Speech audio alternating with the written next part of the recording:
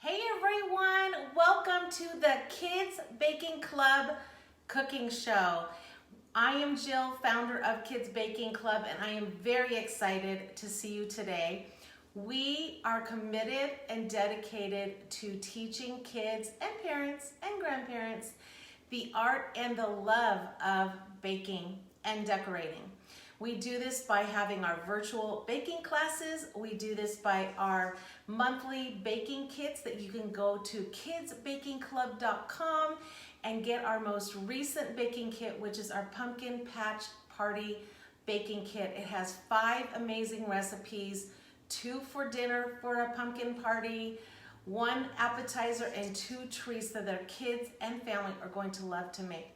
Today we are making chocolate crinkle cookies, but I am adding a little twist to this because I love chocolate so much. Raise your hand if you like chocolate. I'd eat chocolate over anything.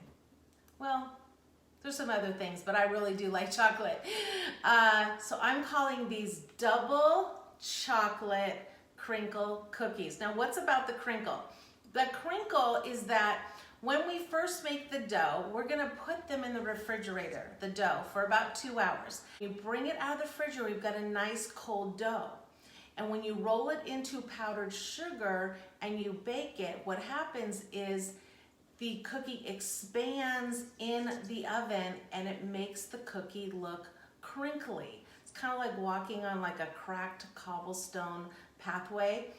They are so delicious, and because I'm adding an extra chocolate, which are going to be chocolate chips, it's going to be even more amazing. And you know, there's not a lot of ingredients in this one. It sounds complicated, but it really is not. So you're going to need 1 stick of butter, and it's best to keep it softened. Do not melt it. We're gonna cream it up in just a second. You need 1/2 cup of brown sugar, 1/2 cup of regular sugar, 1 large egg, make sure you keep it at room temperature before you start, 1 teaspoon of vanilla, 1 cup of flour, and then 1 heaping, and I'll tell you what heaping means, 1 heaping 1/2 cup of unsweetened cocoa powder. You do not want to use hot cocoa mix. I know some people use that, and it's like, that's not the same thing. That actually has milk solids in it, and you don't want that. We want dark chocolate. I actually buy the dark kind. And then 1 teaspoon of baking soda, and then we're gonna throw in a cup of chocolate chips just to make it extra chocolate. If you don't want to add the extra chocolate chips, then just do the traditional crinkle cookie. But I don't know, I just thought we're in holiday season, we might as well just add some more, right? Okay. All right, so let's get started. You're gonna need 2 bowls, and it is better to use a mixer. If you don't have a mixer, then you're just gonna have to use your hands, strong, okay? So we're gonna do 1 stick of butter, and you can see that mine is softened. Let's stick that to the side. Don't forget to like this video, thumbs up, press the like, share it. It just helps us out. We're just really trying to get kids excited about baking. Now we're gonna add 1/2 cup of brown sugar and 1/2 cup of granulated sugar. And then I'm gonna turn on my mixer, it's gonna be a little loud. And we're just gonna cream this really well. Want it nice and fluffy. I'm gonna do it pretty quickly, but if you are at home, do this for about 2 minutes to get it really nice and fluffy. There you go. So whenever you use a mixer, make sure you turn it off. And you wanna take a spatula or spoon, and you always wanna scrape down the bowl, because what happens with mixers is it kind of spreads everything around. You want to make sure that it's all in there. Okay, now we're going to add our 1 large egg. Oh, did you see that? I almost lost the egg. It went flying there for a second. And then 1 teaspoon of vanilla. And this is going to be the liquid part of our dough.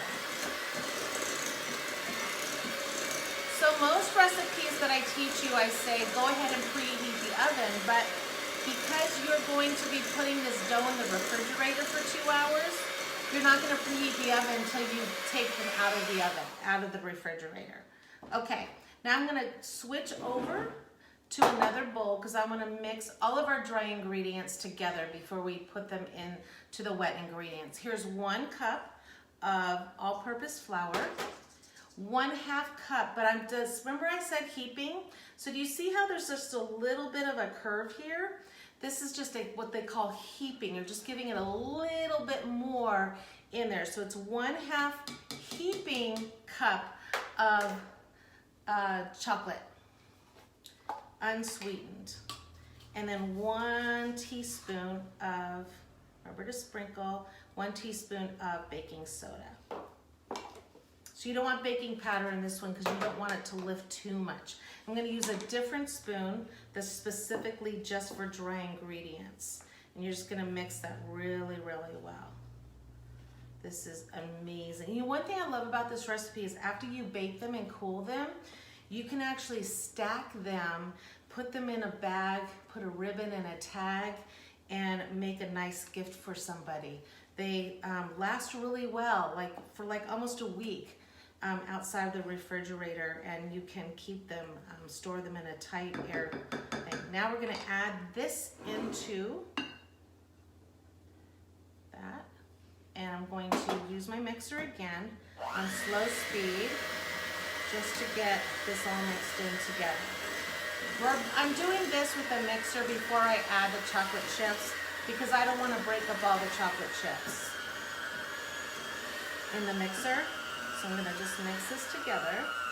It's gonna be a very sticky dough. I'm just gonna lift this up. One thing is to lift up your mixer like this and let everything kind of slide off. And then you can take the rest. This is gonna make a mess on my hands, but hey, that's what baking is all about, right? But I do wanna get as much of this dough in here. I know there were 4 kids in our family and only 2 beaters. And we would fight over who got to lick the beaters. It was like 2 people got to lick the beaters and then someone got to lick the bowl. The 3rd one, I think, was out of luck.